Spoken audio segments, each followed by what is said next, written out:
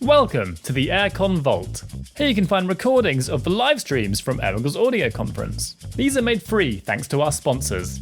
A sound effect, Audio Kinetic, Boom Library, Bright Skull, Dolby, Fmod, Game Audio Learning, Game SoundCon, Kilohertz, Motion Picture Sound Editors, Rev Rooms, Sound Cuts, Sound Warriors, and Airwiggles, the online home for audio creatives. We hope you enjoy the video. Thank you everyone for showing up. I'm very excited for this one. We're gonna talk about recording creatures. This is gonna be fun. We have Jannik from Boom Library here, so a great expert on the topic. And without further ado, I'm going to let Jannik take the stage. And Alright. yeah, thank you all for coming. Jannik, take it away, please. Yeah, welcome everyone. I'm very happy to be here. Also, a huge thank you to the people from Airwiggle for allowing me to talk about one of my favorite topics today, which is animal recordings from animal to acid. Now, maybe you can hear it, I'm a little bit sick since yesterday, but I'll try to do my best not losing my voice during this talk. I sometimes probably need to take a short sip of water, but I think we will have a great time here anyways.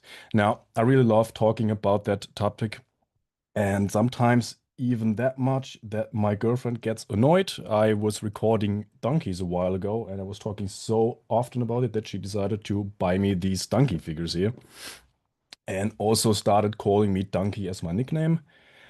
However, you can also just call me by my regular name, which is Jannik Hähn. I am a sound designer and recordist for Boom Library. I also do game sound design with Dynamedion and Arrival, with my latest game credits being Zeros, Silent Hill Townfall, and Helldivers 2. All of these by order of arrival. Now, we're going to approach the topic of animal recordings through 6 different chapters that I prepared. First of all, we're going to talk about the general purpose of animal recordings, our goal with these recordings, what audio equipment we use, some stuff about locations, and some general recording tips that I gathered over the last years, as well as my point of view on editing and denoising. As already mentioned, in case there are any questions, just feel free to write them down. I try to answer all of them as good as I can. And with that being said, let's address the in the room. And there are people thinking Germans aren't funny. Now, what I mean by that is, why even bother recording animals? To do that, you kind of need to go outside, leave the house. The sun is a deadly laser and there are bugs, and I'm scared of bugs, so why do that? Now, whenever you're working in the media industry, there might be the chance that you need animal recordings for whatever project you're working on. You could be working on a documentary for which you need some realistic animal sounds, or you're working on a game or a film or a TV series where you have a dog and you need some sounds for that dog. Or you need to design a creature like a dragon or a T-Rex or an alien. And it can also be nice to have some cool animal recordings for that on top of some cool prop recordings and, I don't know, human vocals, for example. Now, what makes an animal recording good? I think, first of all, there's the content quality. So you kind of want one isolated animal, not a group of animals or overlapping sounds. That always is a bit more difficult to use. Whenever you're recording an animal, you also want all vocalization types. So let's imagine you're recording a dog. You want the barks, the growls, the snarls, the breathing, panting, whining, and all of that stuff. And for each of these vocalization types, you also want multiple variations. Now, our standard at Boom Library is 6 variations, and we also try to do that with animal libraries. Then there's also the technical quality. You want a close and detailed recording. Now, sometimes distant recordings can also be cool, but a close and detailed one, I think, is always better. You obviously don't want any other noises in there. So you don't want to record an animal and a chainsaw at the same time. Same for broadband noise like air or tree rustle or waterfall. And also reverb is a thing that is at best avoided, because a reverb very often is linked to a specific kind of location. So if you have a small room reverb on an animal recording, it might be very difficult to use that for, I don't know, an open scene in a movie.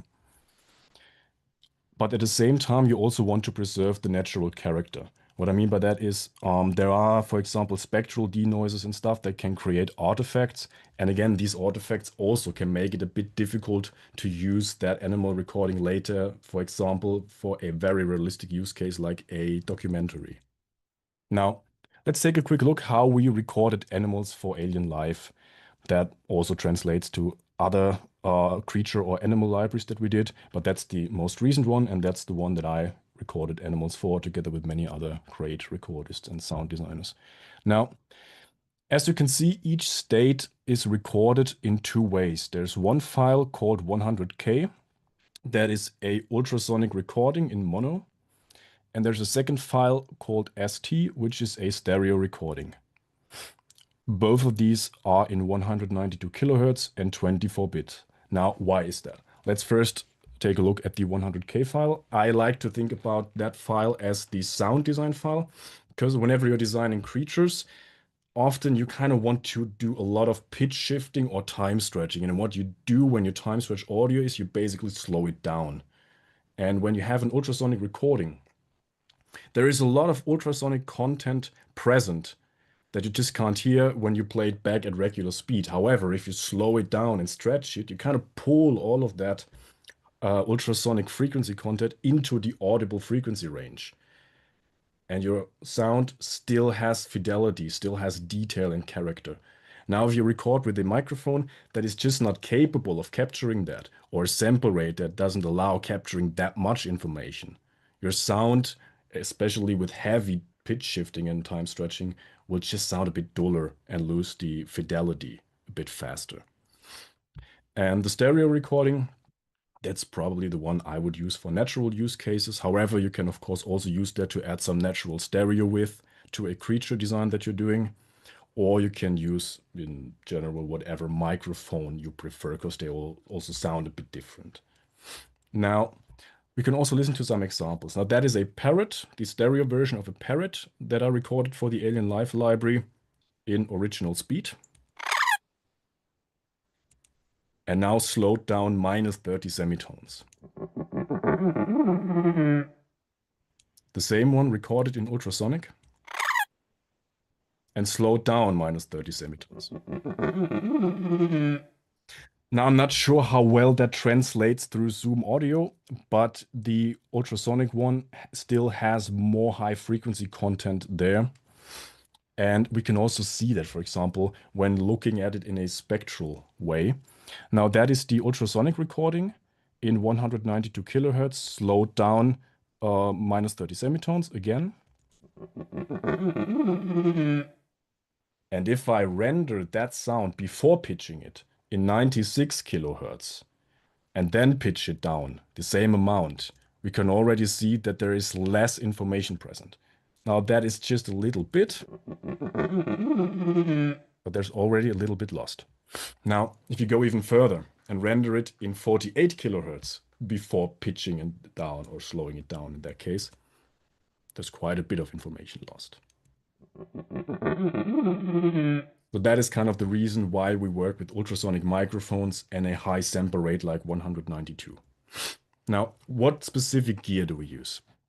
First of all, for our stereo recording, we use a Sanken CMS50, which is a MS microphone. That just means there are two capsules inside of that microphone, one cardioid capsule and one figure of 8. The figure of 8 records basically the left and right side, and you can later decode that into an MS. You can decode that into a stereo file. And the cool thing about that is these stereo files are always monocompatible. And you can just easily change the stereo width by making the side signal louder or quieter. If you make it louder, it gets wider. If you make it quieter, it just gets smaller, up to the point where there's no side signal present anymore. And you just end up with the mid signal, or in other words, a mono signal. We also have a Sanken CO100K. That's our ultrasonic microphone, and probably also the most famous ultrasonic microphone in the world of sound design. Now, that is an omnidirectional microphone, meaning that microphone will record sounds from every angle. And it has a frequency range from up to 100 kilohertz, which is 80,000 hertz or 80 kilohertz more than a human can hear. What plimp do we use? Now, we use a Rycote Stereo RTF kit. Now, if you know how RTF setup looks like, kind of looks like this, you need some modifications to fit these microphones in there. First of all, you need to change the con box because an RTF stereo kit is made for 2 signals, while we have 3 signals here. So you can change that con box so that it has one 5-pin XLR for the stereo microphone and one 3-pin XLR for the ultrasonic microphone. And at the end, you have a 7-pin XLR for both microphones. So you can just use one cable for the whole setup. Then you just need an additional breakout cable at the end that goes from a 7-pin XLR to 3 individual 3-pin XLRs.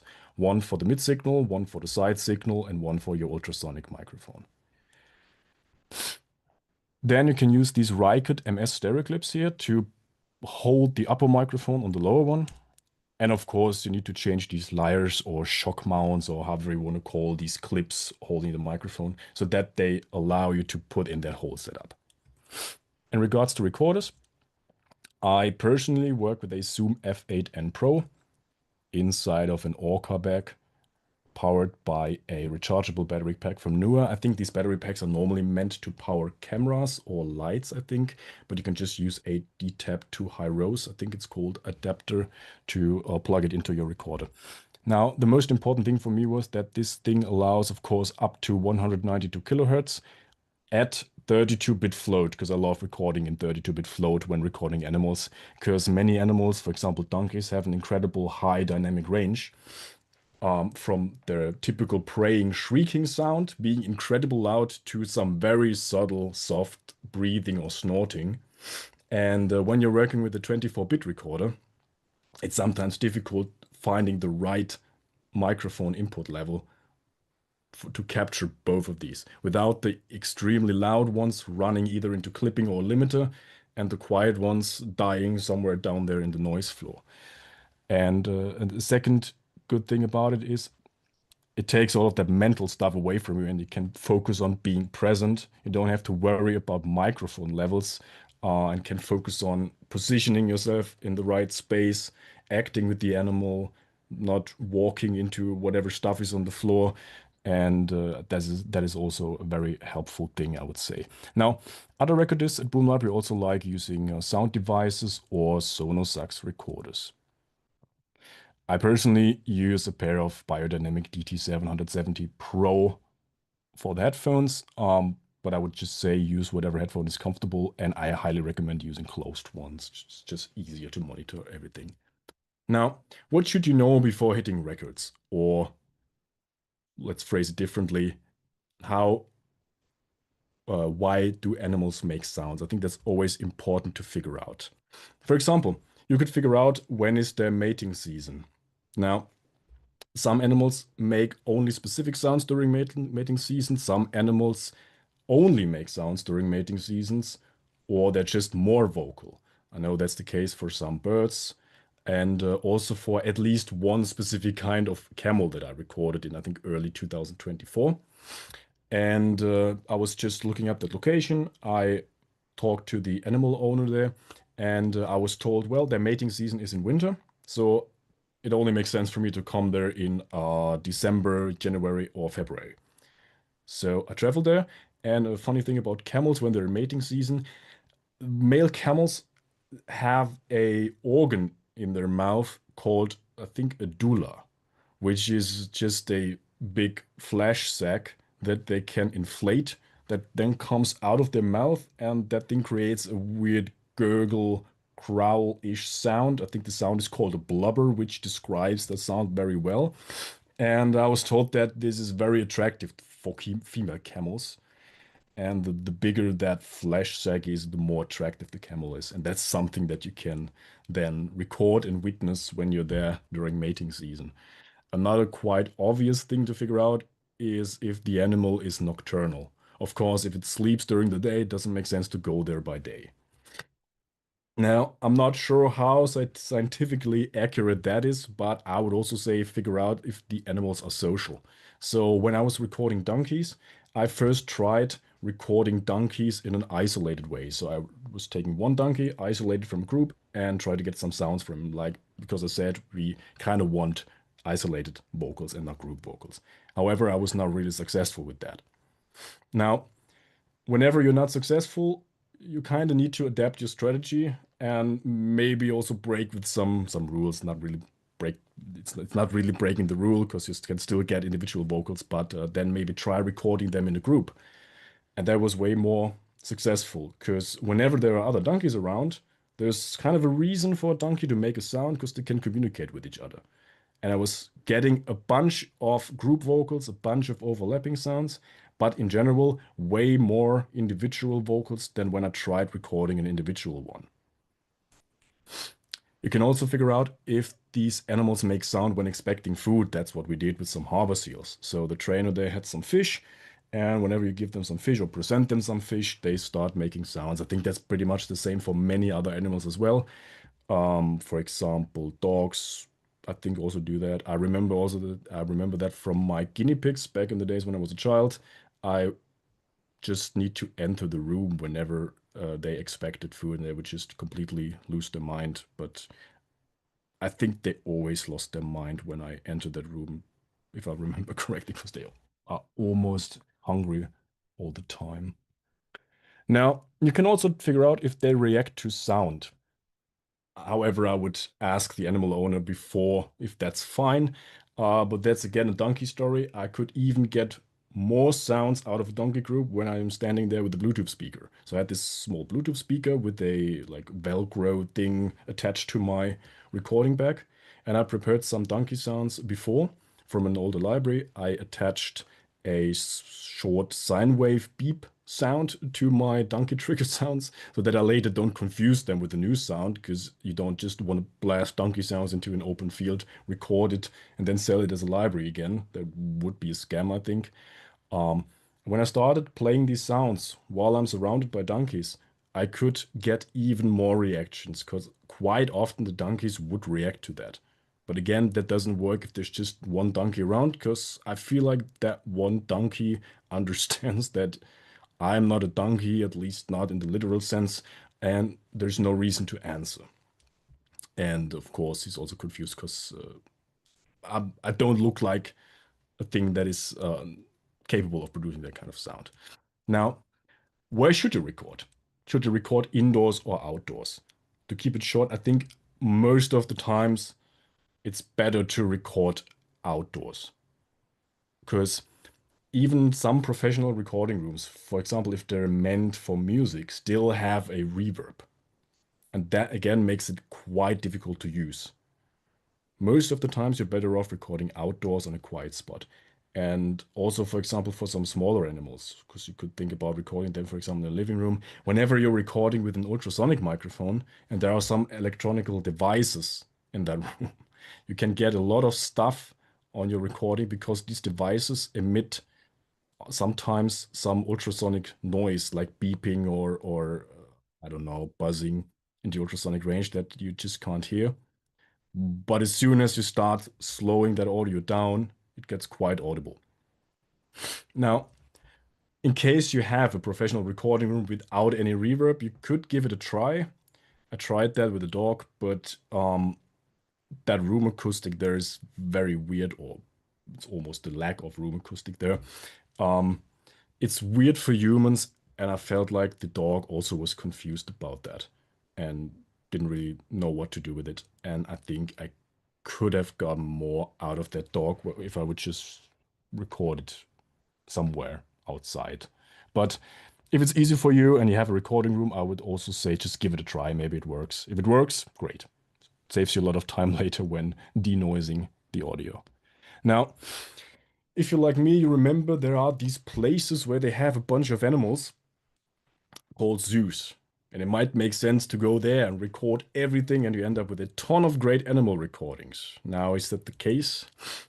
I'm not sure. Most of the times when I tried recording in a large commercial zoo, it was very noisy. There are animals like lions and tigers, and whenever that animal starts roaring, it doesn't matter if you want to record a small parrot, like you're recording now is a lion recording.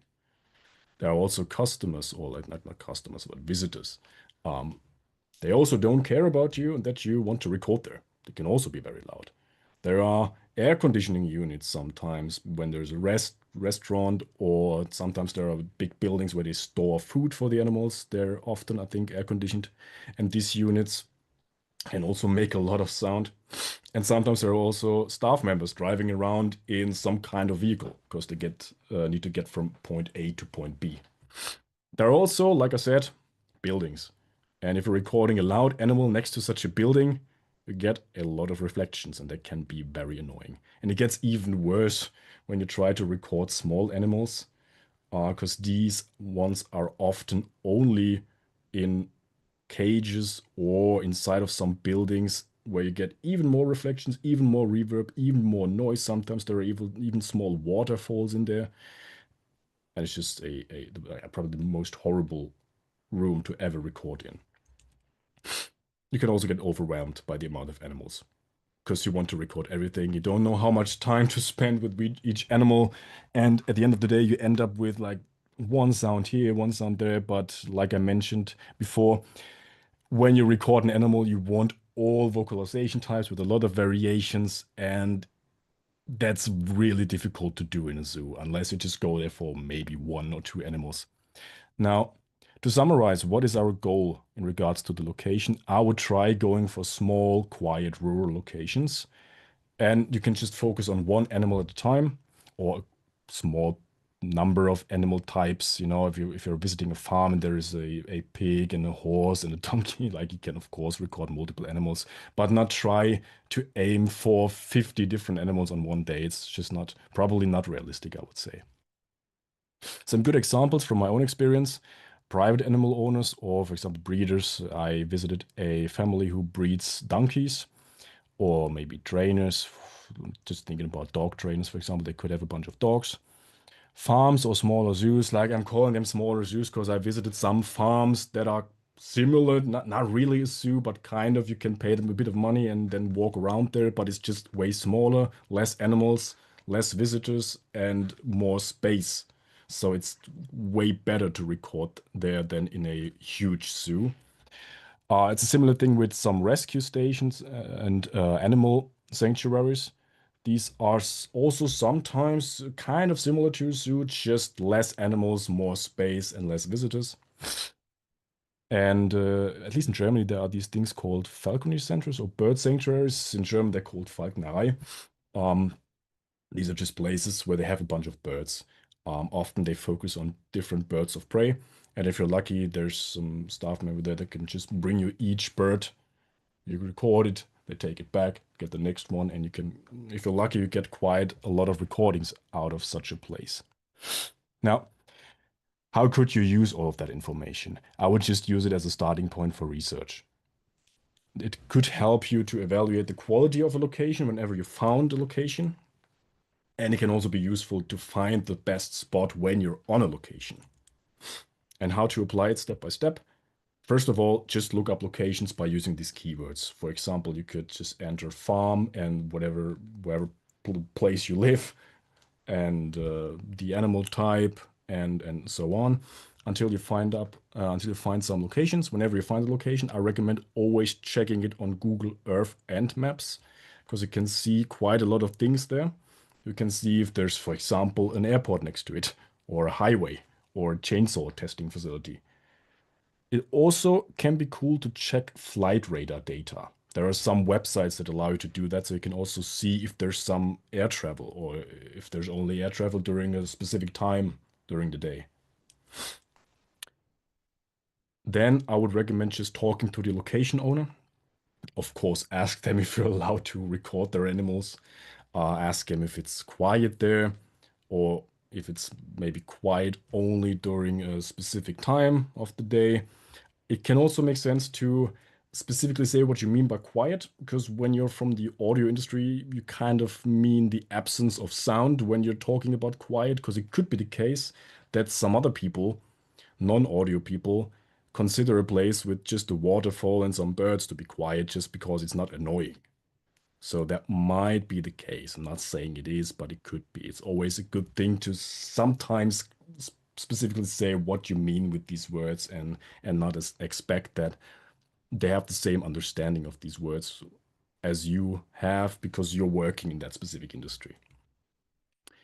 And all of that is just there to evaluate the cost-benefit ratio, I would say. If there's a location right next to where I live and I can go there without paying anything and it's a bit noisy, I would just go there. But if it's a location that is very far away, it costs a lot of money to get there, even more to get in there, and there's a lot of noisy stuff right next to it. It might not be the best location to record animals in. Now, I'm there. Now, what should I do? I think there are some general rules. It's always a good thing to be nice and friendly, obviously. Absolutely discuss your recording plans with them in advance and ask them if you're allowed to do things or if you're not allowed to do things. Don't just blast sounds at them or feed them some food. Ask if you're allowed to touch them, touch the animal, not the owner. And also make sure to keep yourself safe as well. This is more obvious when you're recording a lion, but also animals like camel have an incredible high amount of bite force. They can still break your bones when they bite you or attack you or they stomp on you. And also small animals, when they bite you, that can still cause infection. So don't throw the topic of safety away just because an animal looks cute. That's, I think, always a good thing to keep in mind. Now, working with the animals. I would say give the animals some time to get used to your presence. Don't just shove a microphone right into their face. That would also be annoying if you do it to a human.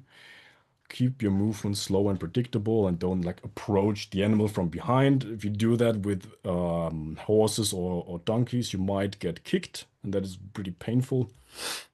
And also be patient. Bring some time, because it probably will take some time to record these animals. I also recommend try smelling as neutral as possible. It's always a good thing if you don't smell worse than the animal, but also if when you're not smelling like you just tested a bunch of perfumes, because that also might irritate the animal.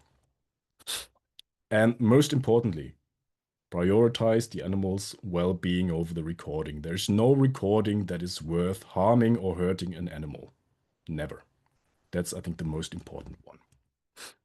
All right, and we also have some additional tips.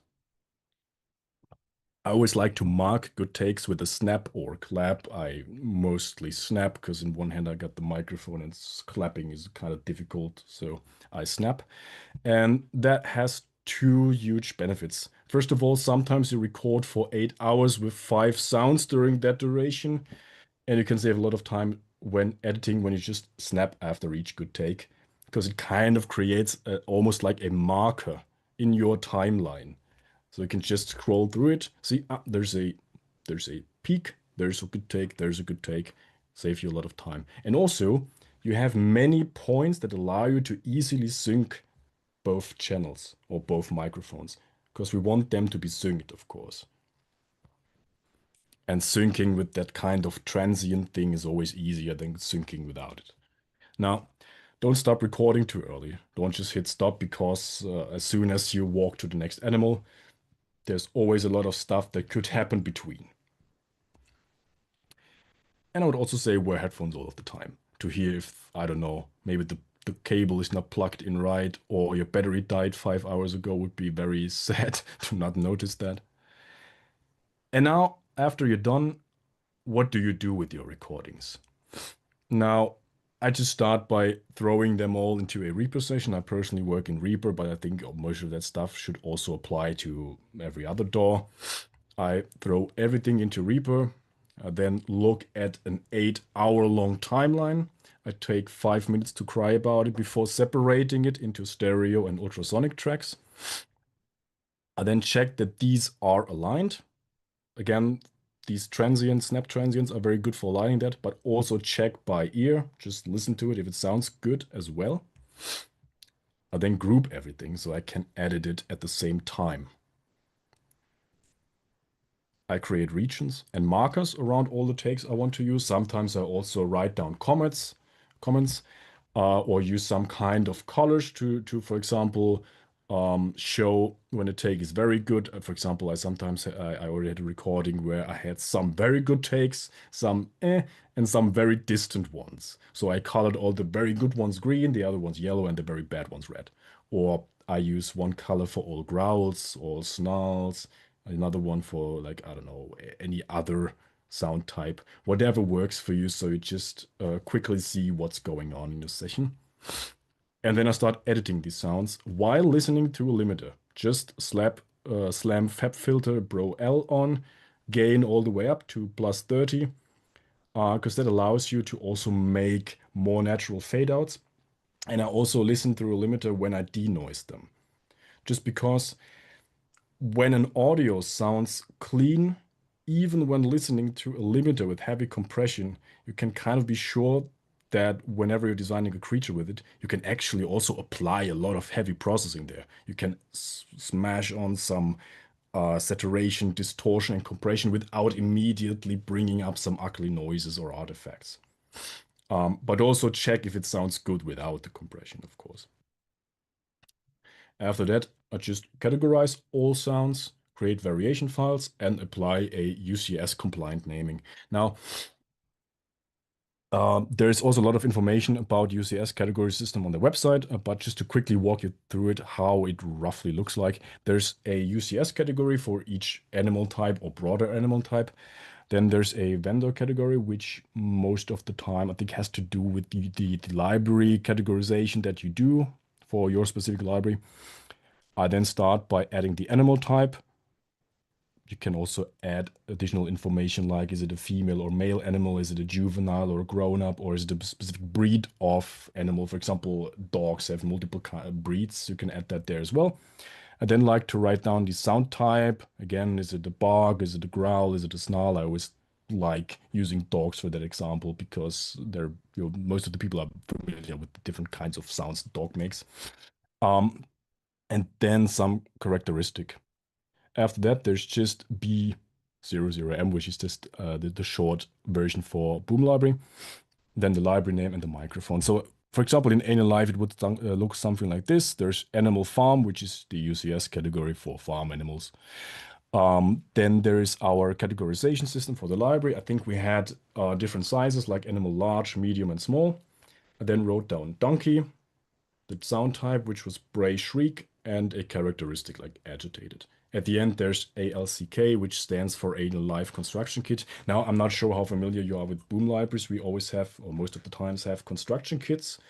These are files you can use to design something, and then we have designed kits, and these are like ready-to-use sound effects. We also had as a designed kit for the Alien Life library, but that one was called ALDS for Alien Life Designed. And then again, there's 100K for our ultrasonic mic and stereo for our stereo microphone. Now, there are some rules for UCS category naming and some stuff that you can do however you want. For example, this whole animal type, sound type characteristic thing is something that I like to do that way, and some other people may do that in a different way. Now, in regards to the denoising and restoration, let's talk again about the philosophy. Don't overdo it. It should be a clean recording, but it shouldn't sound dead or unnatural. I'm quickly going to walk you through some plugins that I like to use and then give you an example on how I use them. So for the stereo file, I like to use our plugin Recenter because I can just decode my recording into an actual stereo recording and also fix stereo image problems. For example, sometimes an animal is a bit off center or it moves while recorded, which is always annoying when you have a stereo file and it's not really centered and it's moving. So you can just fix that so you have a locked stereo center. I prefer denoising with dynamic EQs instead of spectral denoisers. I think these spectral denoisers, like for example Isotope RX Spectral Denoise, work best in, for example, studio conditions with a constant noise profile throughout the whole recording and a good portion that you can scan of just noise. Now, when I'm outdoors recording animals, I almost never have a noise profile that is constant enough for me to feel comfortable using spectral denoisers. when I tried using them, I felt like they cause artifacts way too soon. So I prefer using dynamic EQs like the Pro Q4 or sometimes the Oxford dynamic EQ. Another thing I like to use are gates and expanders. However, never as a gate. A gate is also way too unnatural and hard. I only use them as expanders. For example, I built a multi-band expander in our plugin Enrage. That's a thing I also like to use. There's also the Baritone Denoiser Pro, which I think, or to my understanding, acts like a multi-band expander, or the FabFilter Pro G. However, I think you need to be careful with the FabFilter Pro G since it is a single band gate or expander, and these can especially sound unnatural quite fast. So I just use this in a very subtle way most of the times, in case there is some reverb in my recording, just to get rid of a bit of reverb. And after that, I just throw everything into RX. I'm just checking for clicks and then use, for example, mouth declick, or check if there is a bump or some plosive, or maybe I can see a bird. Now, if you just recorded a bird, I highly recommend not to remove the bird because your clients might not approve of that. And with that, let's take a listen to an example. So that is a donkey recording, and we can already see that there are some birds, these orange dots at the end. Well, there will also be some low frequency rumble noise. Also looks like there is some reverb, and in general there will be a little bit of like broadband noise. In general, it doesn't look too bad. Now let's listen to it.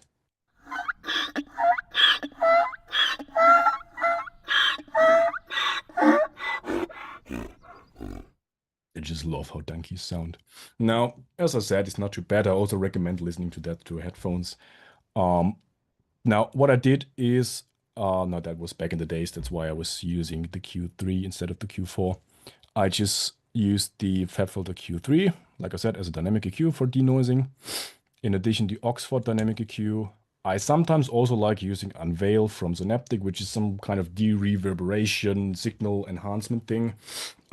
Again, be careful with these kinds of tools because they can sound unnatural sometimes. After that, I used the Pro G, like I said, to get rid of the reverb a bit. I then used a earlier version of my multi-band expander in Enrage. I think that one is called Donkey Gate. I think I made that thing for specifically for denoising donkeys back in the days. And then I just added Fresh Air, which is a free plugin, just to bring back some high end that I lost during the denoising process, and the limiter to bring back a bit of gain that I lost during the process. And it already looks better. Low end is better, reverb is better, and broadband noise is better, but I can still spot a bird there. And that's a click, I guess. Done. Just throw it in RX, use spectral repair or whatever for removing the bird, and I like using mouth declick to remove clicks. And now let's listen to how it sounds.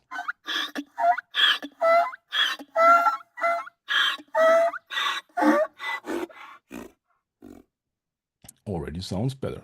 Now, I think we could get away with a little less denoising here actually, but I still think it sounds natural enough. Now again, the before.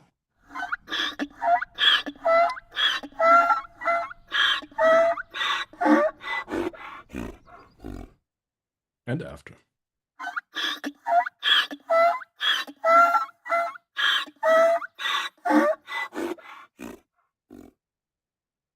Yeah. And that was a lot of technical stuff, but I also wanted to end on a personal note because I really love my job. I really love sitting in the studio and designing sound for whatever thing I'm working on. But getting outdoors with a microphone and getting to experience all these different animals that are out there is always calming. It is a lot of work, but it is very rewarding, and I always kind of find peace being out there with these amazing creatures. And also another thing that I sometimes try to communicate to the people or the animal owners is these animal recordings at some point will be out there in the world. And eventually they will find their way into some video games or movies or TV series. And hopefully these productions will cause joy They allow some people to maybe find peace on a bad day, to relax, to calm down, or to connect with friends, or to make new memories. And I hope that these animal voices still do that and are still heard even long after they're gone. And I think that's also a beautiful and peaceful thought to end this on. So it was awesome to be here. I hope you found this interesting, and I hope I could also entertain you a bit. And thanks again for Airwickles for allowing me to do that. And with that being said, I think we can probably still answer some questions here. Fantastic. Yeah, Thank you thank so you. much, Jannik. This was a really fun presentation. I laughed a whole bunch as well. Very entertaining for sure. Really insightful, and the chat loved it. Thank you. Please post your questions in the chat. I have 2 written down already. I also want to highlight that Boom is, of course, one of our sponsors, and they've actually put out a sound library exclusively for AirCon, which is completely free. I've just linked it. There are 200 sounds in there, so definitely go grab that. It's all for free, so download it. And there might be some donkey sounds in there. Who knows? They might have made it in there. So we're gonna, while we wait for some questions to pop on in the chat, I would love to know as well, is there any animal that you are really keen to record but haven't been able to yet?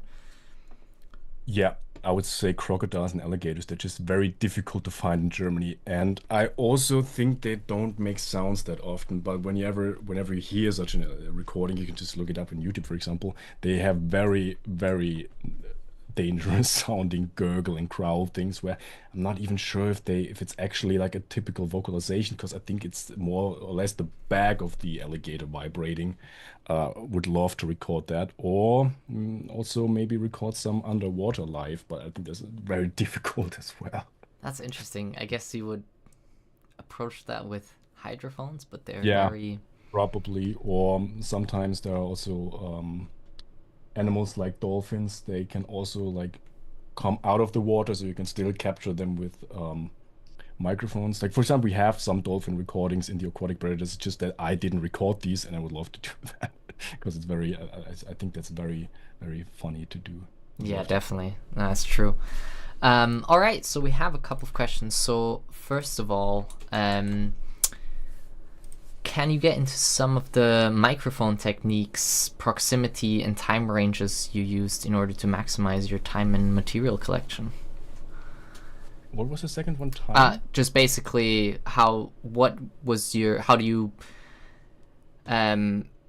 make sure that you get the most out of the material through your microphone techniques in terms of the proximity, angles, stuff like that?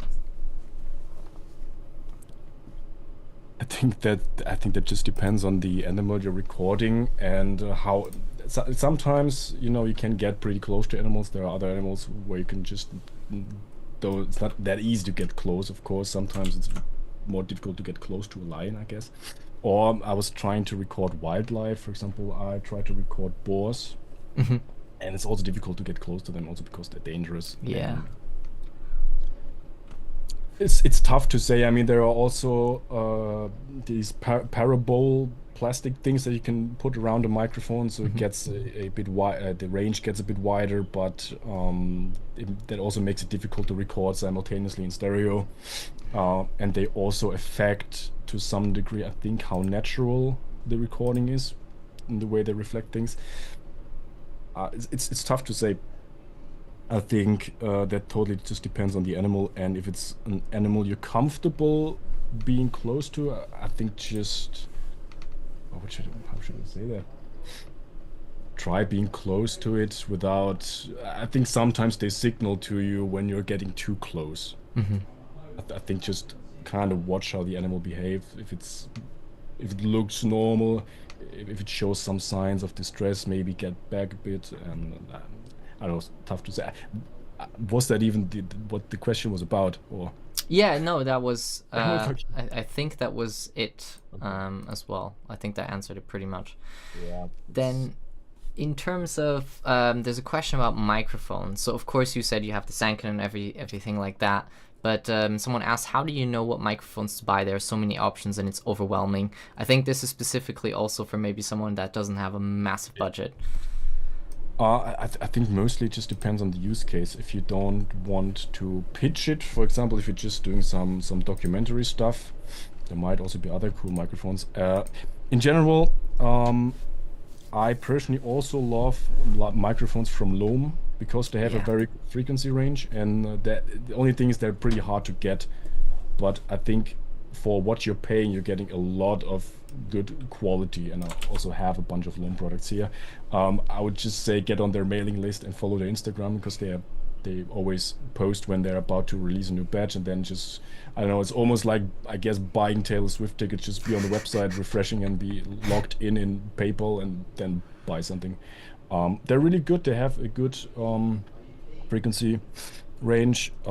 Yeah, I think it just depends on what you're going for and what's the budget. I think if you're recording animals very far away, maybe go for a shotgun microphone if like sound design and pitch shifting is not the most important thing.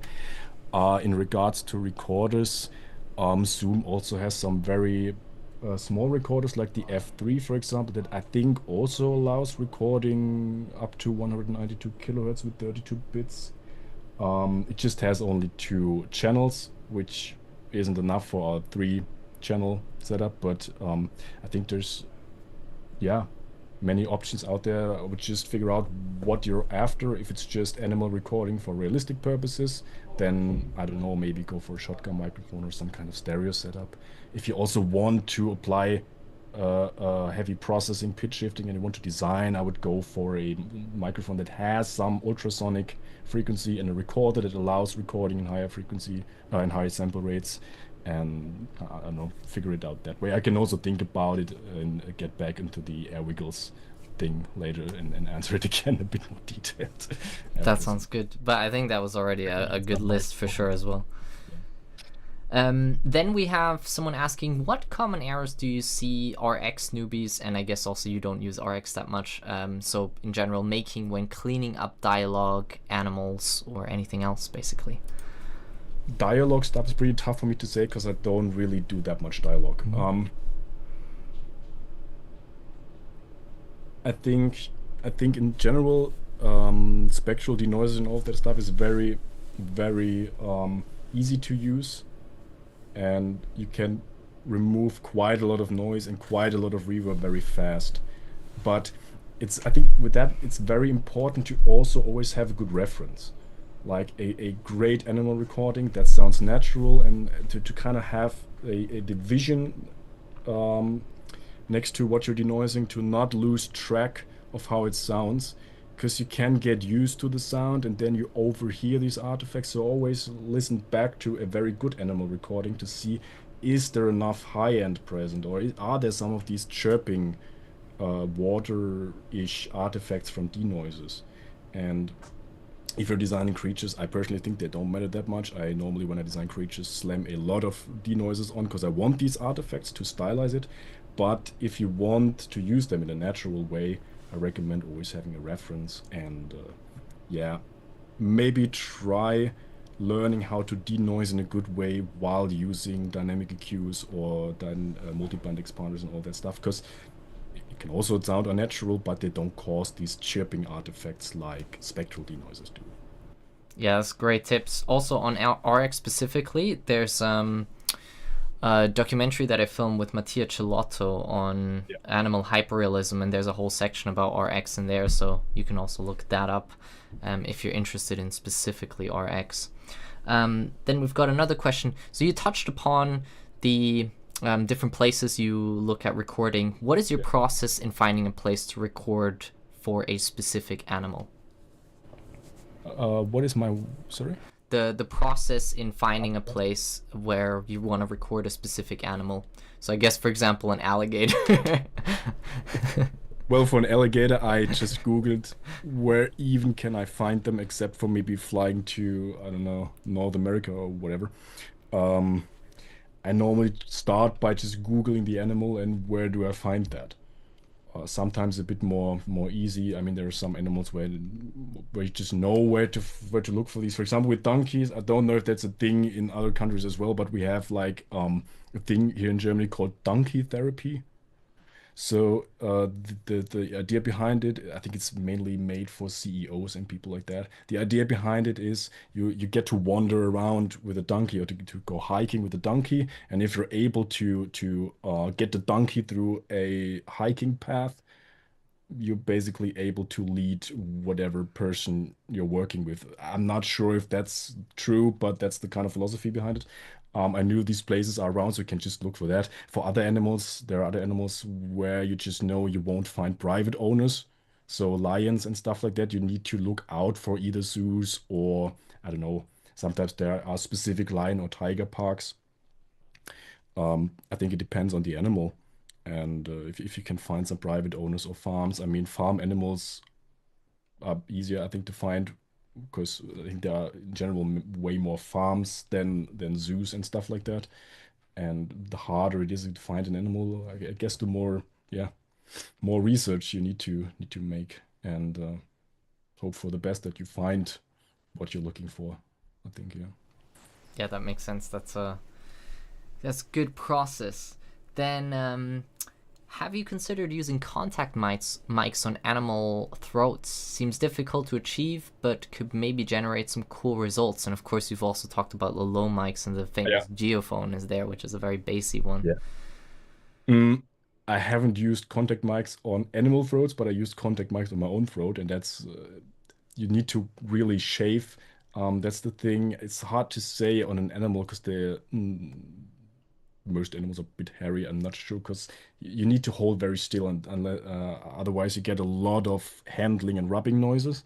But I guess if you're able to get a, I could try it. I think it could be a cool idea to do that and figure it out. In general, or like just on my throat, like swallowing or making weird creature sounds is a really cool thing. It just has more low end and it sounds sometimes a bit more nasty close up. And in general, that's a cool approach. If it's a very calm animal, I think it could work with like other animals when they start to move. It's very hard, I guess. Yeah. Uh, I think you probably also would need to feed them something, so do you maybe get the swallow sounds, or I'm not sure how much sound there is unless they also vocalize, and it's tough to say. It's probably way more difficult to stand there for 3 hours with a contact mic on to an animal. But in general, I think it could be a cool thing, yeah. Yeah, also I guess like getting close to them and all of that kind of stuff. Yeah. It's a difficult one. All Yeah. right, wonderful. We will call it there. If anyone has any further questions, there is a Hangout chat on Airwiggles. I'm gonna link it here, and please just tag Jannik, and then post the questions in there, and he'll be able to answer. And I just wanna again shout out also the free Boom library. I'll link it again because yeah, it's totally worth getting, and it's a great little thing that was put together there. So another link in the description. And then our next talk will be about the game Life Below, back on Airwiggles again. And with that being said, thank you so much, Jannik. This was a super fun presentation, really insightful, and yeah, super funny as well. Some great humor. I got jump scared at the elephant. I think everyone, that was spot on. Yeah, thanks a lot for having me. Yeah, Had a good really appreciate it.